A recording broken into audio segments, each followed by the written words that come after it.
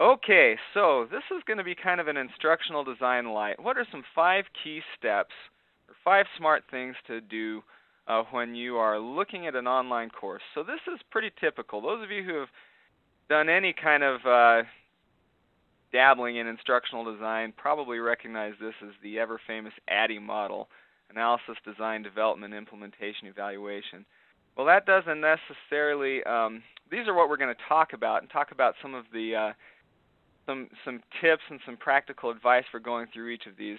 It doesn't necessarily have a nice kind of blog-like header feel to it. So I'm going to shift these to something a little cooler sounding and say, okay, the 5 smart things are: mind the gap, seek alignment, let form follow function, be an active teacher, reflect and revise. So these are some, I guess, some of my attempts here to sort of encapsulate the main idea that we're getting to in some of these stages here.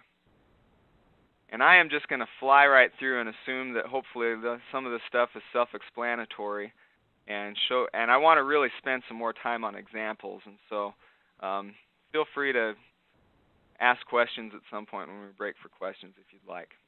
Okay, so typically when we start out with looking at going online, or teaching in general, not just going online, but just preparing some kind of an instructional or learning environment, we start out with this analysis where really we do a needs assessment.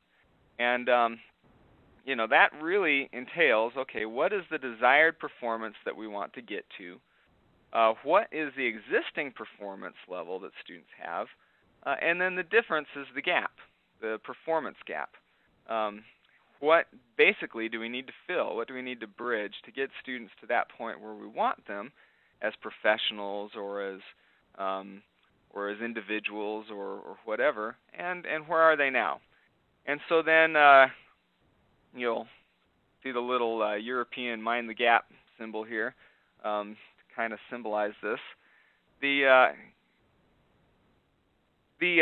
resources that we have to do this, really the tools, include some of the instructional resources that we already have, but then they also include our students and their pre-existing knowledge and skill. Where are they coming from as professionals or as students or as people? What are they coming in with? That's actually, that really is a resource that you're starting with, that you're going to build upon. Where are you teaching? Your learning context. Your learning context, I think, includes your learning management system. It includes your university. It includes your K-12 institution or your company or your student support system. It also includes the community in which students live. Do they live in they actually live in a local physical community that they can actually that you can actually pull from for a resource. And I also think it's worth noting that these are also your constraints. So your tools and your constraints can be the same thing.